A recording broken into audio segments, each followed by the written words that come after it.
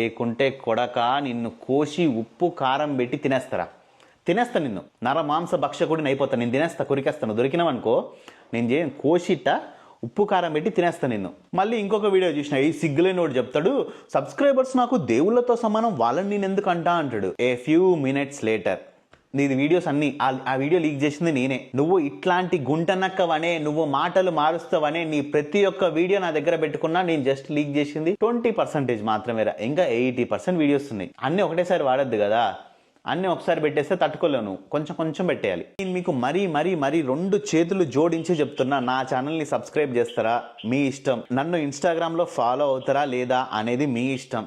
కానీ ఇంకా ఎవరైనా కానీ అన్వేష్ గాడి ఇన్స్టాగ్రామ్లో కానీ వాడి 2 యూట్యూబ్ ఛానల్లో కానీ ఎవరైనా కానీ ఇంకా ఫాలో అవుతూ ఉంటే మాత్రం వెంటనే అన్సబ్స్క్రైబ్ చేసేసేయండి. ఇన్స్టాగ్రామ్లో అన్ఫాలో కొట్టేసి అన్నిటినీ ఇన్స్టాగ్రామ్లో రిపోర్ట్ కొట్టండి. అండ్ అంతే యూట్యూబ్లో కూడా వాడి 2 ఛానల్స్కి రిపోర్ట్లు కొట్టండి. యాజ్ ఏ ఇండియన్స్గా మనకున్న ఫస్ట్ పని ఇప్పుడు ఏమన్నా చేయాల్సింది ఏమన్నా ఉందంటే ఈ ఎదవ యొక్క 2 ఛానల్స్ అండ్ అంతే ఇన్స్టాగ్రామ్ ఐడిని రిపోర్ట్ చేయడం మాత్రమే. దేశం గురించి ఇంకొక యూట్యూబర్ ఎవడన్నా మాట్లాడాలన్నా కూడా వాడికి ఉచ్చబడిపోవాలి. చెప్తున్నా కదా, ఇప్పుడు వీడికి మనం కానీ బుద్ధి చెప్పలేదంటే నెక్స్ట్ ఇంకొకటి వస్తాడు, ఇండియా గురించి ఇంకా మళ్ళీ తప్పుగా మాట్లాడుతాడు, మళ్ళీ ఇంకొకటి వస్తాడు, ఇంకోటి కూడా తప్పుగా మాట్లాడతాడు.